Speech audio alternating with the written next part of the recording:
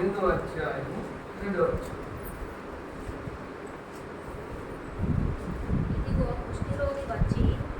ఇదిగో కుష్ఠరోగి వచ్చి ఆయనకి ప్రభువా నీకు ఇష్టమైతే నన్ను శుద్ధినిగా చేయగలవని అందుకు ఆయన చేయి చాపి వాని ముట్టి నాకు ఇష్టమే నీవు శుభ్రవు కమ్మని చెప్పగా తక్షణమే వాని కుష్ఠరోగము శుద్ధి ఆయన.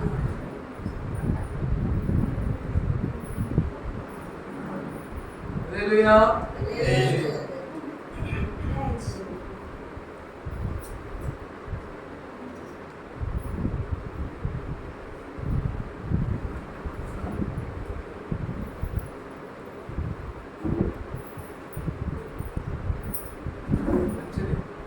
ఎవరైనా లేట్గా వస్తే మీరు గమనించండి, మనం ఇట్లా రావద్దు, ఈ గేట్ నుంచి రావద్దు.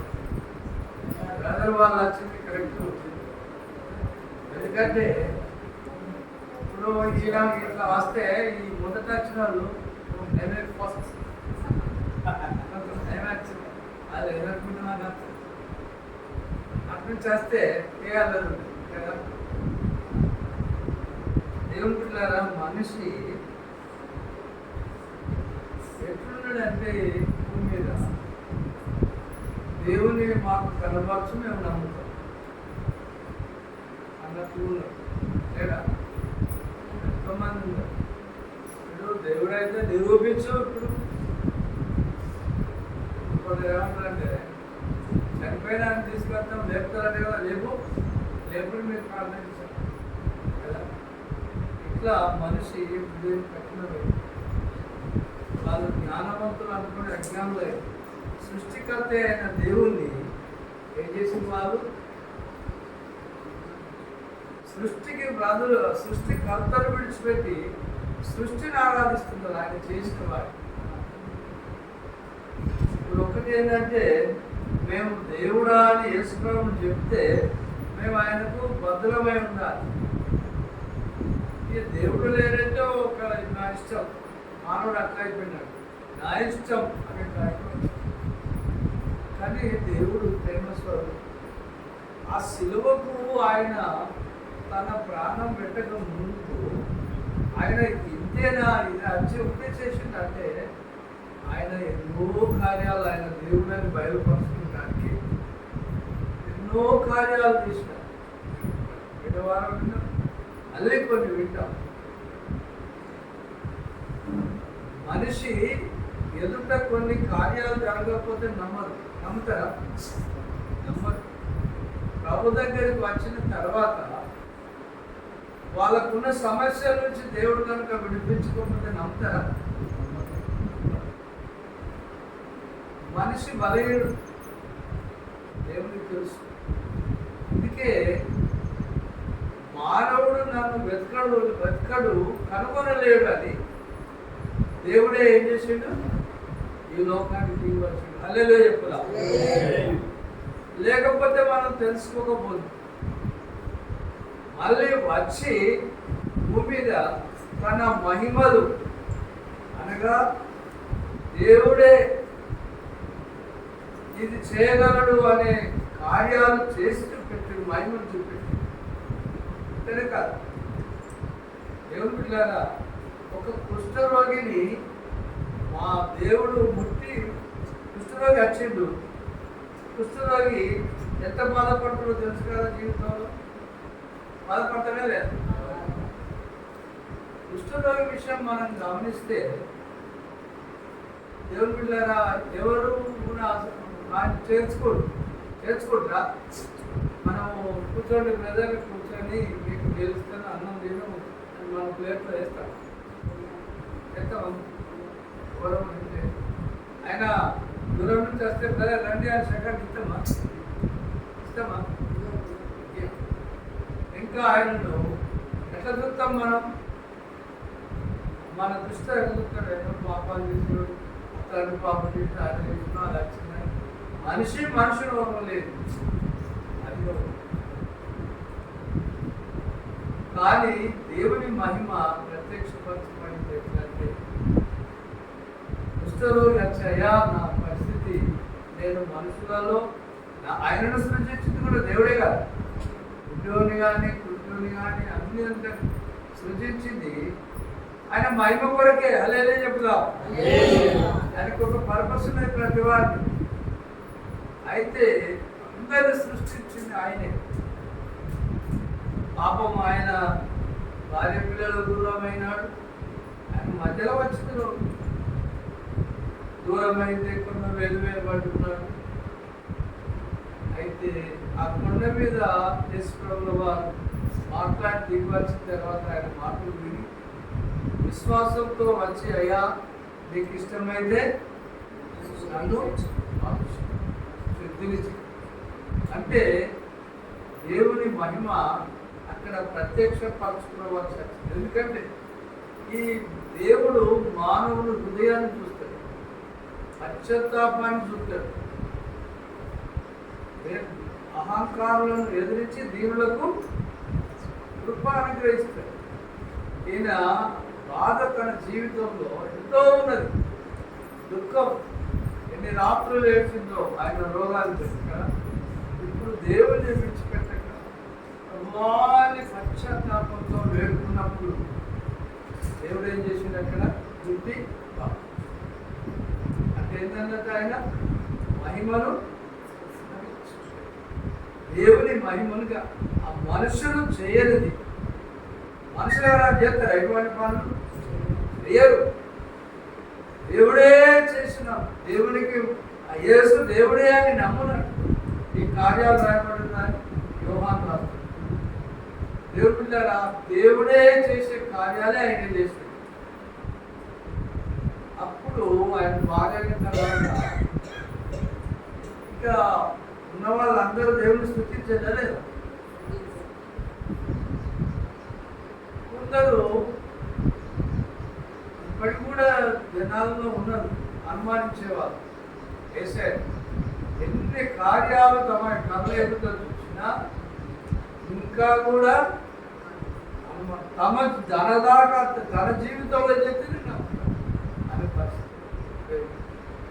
కానీ దేవుడు ప్రేమ గల దేవుడు ఆయన శిలువకు ఆయన రక్తమంతా కావాలని ఆయన ఈ లోకానికి వచ్చి పాపలందరూ ఈ కొన్ని కార్యాల ద్వారానన్నా దేవుని నమ్ముతలేమంటే అప్పుడు నమ్మలేదు, ఇంకా ఎదిరించారు. కొంతమంది ఏం చేసింది, ఆయన ఎదిరించింది. ఇప్పుడు సూచక్రియ ఆకాశం చూపెట్టేసి నేను నమ్ముతాను. చూడండి ఎంత అది. శతాధిపతి వచ్చింది, శతాధిపతి వచ్చి ఆయన ఏమంటున్నాడు, అయ్యా శతాధిపతి అంటే చెప్పండి, ఒక 100 మంది ఆ సైనికులకు అధికారి. ఆయన వచ్చేయమంటుందంటే, అవ్వా నా ఇంటిలోనికి రావడానికి నేను పాత్రుడిని కాదు అంటే ఆయన ఎంత తగ్గించుకుంటున్నాడు కదా. అయ్యా నేను పాత్రుని, అయ్యా నా కింద నేను అధికారంలో ఉన్నా, నా కింద ఎంతో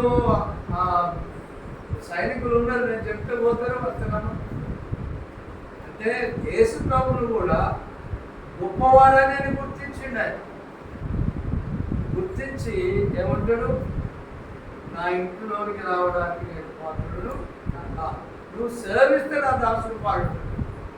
చూడండి ఎంత దేవుడు హృదయాన్ని చూసిన దేవుడు. వెంటనే ఆయన ఏమన్నాడు, ఇంత విశ్వాసం ఎవరిలో చూడలేదని నీ దాసుడు బాగుపడ్డాడని చెప్పి అక్కడ చెప్తే ఆ టైంలోనే ఇక్కడ ఇంట్లో ఉన్న దాసుడు బాగాయి. ఇట్లా ఎవరైనా చేయగలరా? మరి మనుషుల్లో చేస్తారా? ఒక సీఎం దగ్గర పోయి, అయ్యా నా దాసుడు బాగలేడు, నా బిడ్డ బాగలేదు, నువ్వు బాగు చేయాలంటే ఏందయ్యా నేను దేవుని అన్న నేను డాక్టర్ కూడా ఒక పరిమితి ఉంది. డాక్టర్లు అన్నీ చేయగలరా? చదివిన చదువుని బట్టి మెడిసిన్ పరీక్షలు ఇచ్చి చేస్తారు. దేవుడు దేవుని మహిమ ఇలాగా కనబరుచుకునేది. ఎందుకంటే ఆయన ఒక సందర్భంలో అంటాడు, ఆయనతో ఉన్న శిష్యులే అనుమానించారు. ఏమన్నారు? యేసయ్య మాకు మీ తండ్రిని కనపరచుకున్నారు. ఇన్ని కార్యాలు చూసి ఆయన దేవుడని తెలుపడానికి సముద్రాన్ని గద్దించి వాళ్ళ ఎదుట చనిపోయిన వాడిని లేపి ఇవన్నీ చేసిన ఇంకా తండ్రిని కనపరచుకోరు. అందుకే పిలుపు, నేను ఇంతకాలం నీ దగ్గర ఉన్నా ఇంకా నన్ను గుర్తించలేదా? తండ్రి అందు నేను ఆయన తండ్రి ఉన్నవాడిని, లేదా ఈ క్రియలు బట్టి అయినా నమ్ముడి. ఇప్పుడు మనం నమ్ముకున్న వాళ్ళ కూడా ఇంకా సందేహాలు ఉన్నాయి.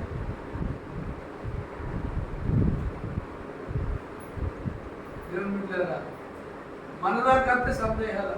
ఇంకోలో చెప్పమంటే దేవుడు బాగా చెప్తున్నాడు చెప్పేస్తా వాళ్ళు.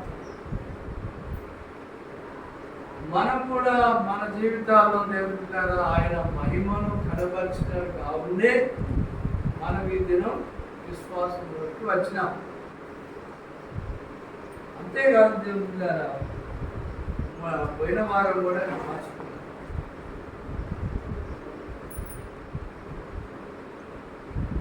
దయ్యాలను యేసుప్రభుల వారు ఎల్లగొడుతున్నారు. ఎవరికైనా మనుషులకు అధికారం ఉంటుంది అట్లా ఎల్లగొట్టాలి. కొందరు ఏమన్నారంటే ఈ దయ్యాల మీద అధిపతి బయల్జెబూబు అంటాడు, ఆ శక్తితో నువ్వు చేస్తాను దేవుని పట్టుకొని దయ్యం ఎల్లగొడతా ఎక్కడైనా ఎల్లగొడతా కేసుకురావు అంటాడు. ఒక ఇంటి వారికి వ్యతిరేకమైతే ఇల్లు నిలుస్తుందా? ఎందుకు చెప్తాడు దేవుడు? దయ్యాన్ని వాళ్ళ కళ్ళ ఎదుట వెళ్ళగొడితే సేనాను దయ్యాన్ని వెళ్ళగొట్టిదా? ఆ పందులు మేపుకునే వారు ఏం చేసిందంటే, అయ్యా మీరు మా ఊళ్ళో ఉన్నది వెళ్ళిపోండి. కానీ ఆయన దేవుడని గ్రహించిన మెస్సయ్యని గ్రహించి చేర్చుకున్నారా? అయినా దేవుని కృప తన మహిమను కనబరుస్తూనే. అంతేకాదు ప్రభువును నమ్ముకొని ఆయనలో సాగుతున్న దినాల్లో కూడా విశ్వాసంలో అనేక సార్లు బలహీనతలు వచ్చి యేసు ప్రభువును కూడా అనుమానించిన సమయాలు. అయినా కూడా దేవుడు ప్రేమ గల దేవుడు వారిని మళ్ళీ బలహీనతల నుంచి మళ్ళీ తీసుకెళ్తారు. మనల్ని కూడా ఎదుగుతారు. దాన్ని బట్టి మనం ప్రభువును ఆరాధించాలి. ప్రభు ప్రేమ గలవారు, కృప గలవారు దేవుడు. ఆయన దీర్ఘశాంతుడు కావునే మనం ఇంకా విశ్వాసం. పేతురునే చూద్దాం. పేతురు ద్వారా పేతురు నీళ్ళ మీద నడిచిందా? పేతురుతోటే చెప్పింది ఏమన్నాడంటే, పేతురు ప్రధాన యాజకులు, శాస్త్రులు, పెద్దలు నన్ను సిలువకు అప్పగిస్తారు, చంపుతారు, నేను 3వ దినం తిరిగి లేస్తాను అని చెప్పింది. అంతేకాకుండా ఆ రాత్రి తను అప్పగించుకున్న రాత్రి శిష్యులతో చెప్తాడు, ఒక రొట్టెను పట్టుకొని ఇది నా శరీరం, నన్ను జ్ఞాపకం చేసుకోండి, ఇది నా రక్తం, నన్ను జ్ఞాపకం చేసుకోండి. ఎందుకంటే అనేకుల పాప విమోచన కొరకు నేను ప్రయత్నంగా క్రొత్త నిబంధనగా నా రక్తం కాస్తుందని. అప్పుడు శిష్యులు అందరూ విన్నారు. ఆయన 3వ దినం లేపుతారని కూడా విన్నారు. ఆయనకు సిలువ అప్పగించేసరికి సిలువ అందరు ఏమైనా ఎవరికి వాళ్ళు ఒకవేళ ఇట్లా విశ్వాసులకు శ్రమలస్తే అనేకులు కూడా ఏమవుతారు? బలహీనులై అక్కడ కలేశంలో తర్వాత. అయినా ప్రభు గొప్ప ఏంటంటే దేవుని ప్రేమ ఏంటంటే ఎన్నోసార్లు బలహీనతలు పోయినా కూడా ఆ పేతురు దగ్గరికి, శిష్యుల దగ్గరికి పునరుద్ధారణ చేసి వెళ్ళి ఆయన మహిమ మళ్ళీ కనపరిచినాడు. ఒక రొట్టెను పట్టుకున్నాడు, విరిచాడు, తినండి అన్నాడు. మహిమ కనపరుచుకున్నాడు. వారి శిష్యులు ఒక గదిలో ఉన్నప్పుడు తలుపులేసి ఉన్న ఆయన ఆత్మరూపిగా వచ్చి కనపరుచుకున్నాడు. చూడండి, ఆయన వెళుతూ ఉంటే మేఘమతి తీసుకొని పోతే కూడా అలాగా బలపరిచిన దేవుడు.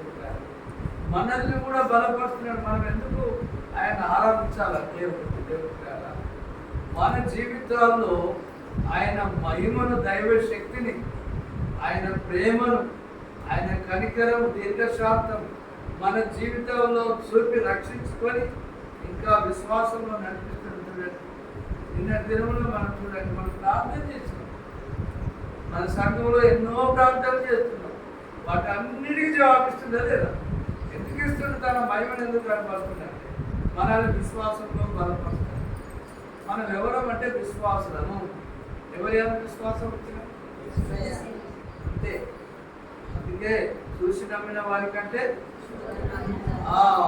మనం ధన్యులం. ఇలాగా తన మహిమను కనపరిచి మనల్ని వెతికి రక్షించుకొని మన రోగాలు కూడా భరించి స్వస్థపరిచి మనల్ని మనం ప్రార్థించిన వాటికల్లా జవాబిస్తూ అనేక సార్లు బలహీన తలంపులతో కుటుంబాల్లో కూడా ఒకరికొకరు అనుకొని కొన్ని కుటుంబాలు వేసేయాలనే లేదు, నేను రాని అన్న దేవుడు అయినా కూడా వేసే దేవుడు దైవ దేవుడు తీసుకొచ్చి. అందుకే మనం ఏం చేయాలంటే ఆయన సంపూర్ణంగా రక్షించడం శక్తిమంతుడు. చూడండి, ఒక మాట చదివారు, మనల్ని సంపూర్ణంగా రక్షించుటకు శక్తిమంతుడు, సజీవుడు. ఇప్పుడు జీవం గల దేవుడు, నిజ దేవుడు. ఆయన సజీవుడు. ఎక్కడున్నాడు?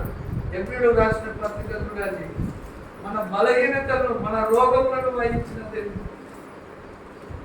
ఎబ్రీలకు రాసిన పత్రికలో ఒక మాట జరుగుతున్నా 7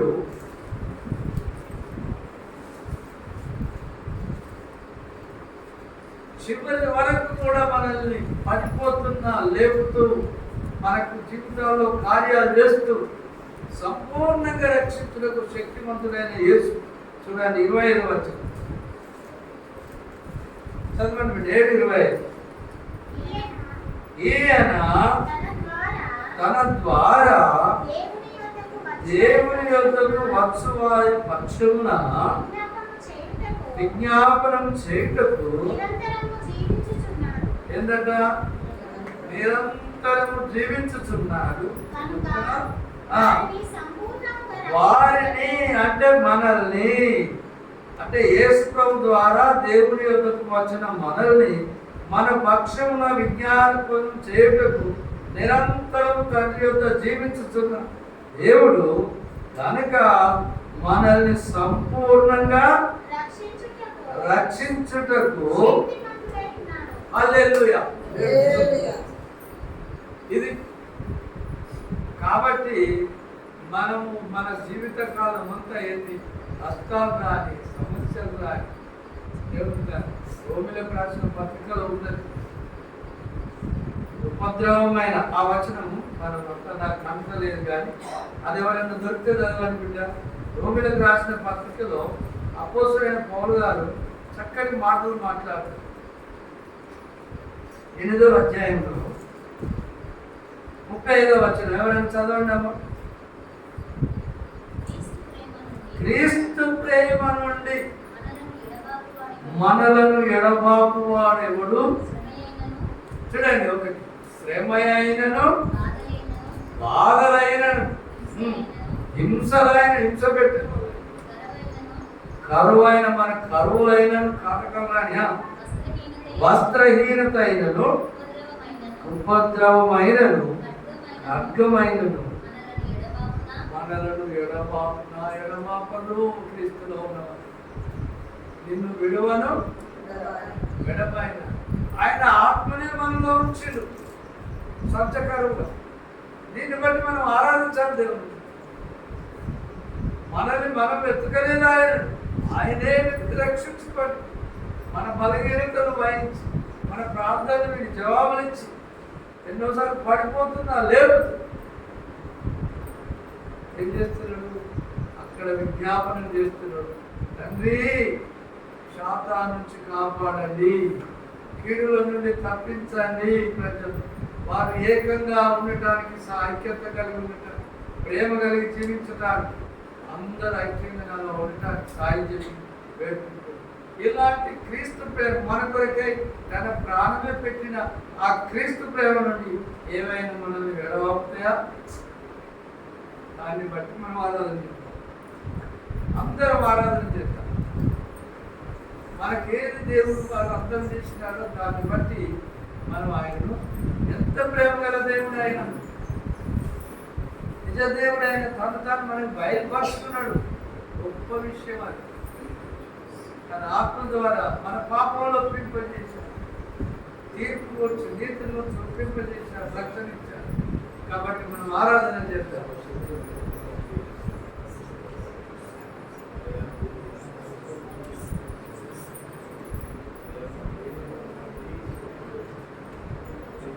ఆయన మనల్ని భరిస్తున్న దేవుడు, మన యొక్క అనేక అద్భుత కార్యాలు చేసి మనల్ని బలపరుస్తున్న దేవుడు, మన ఎదుట ముందుగా ఉండి నడిపిస్తున్న దేవుడు ఆయన. నేనే, భయపడకుడి, నీ పక్షంగా విజ్ఞాపనం చేస్తున్నాను అని చెప్తున్నాడు. ఆయన సజీవుడు, ఆయన ఏది ఆయన ప్రేమ నుండి మనల్ని బాబులకు, ఆ ప్రేమ గల దేవుని మనం కలిగి ఉన్నందుకు ఎంత ధన్యులం. మనం ఆరాధన చేస్తాం.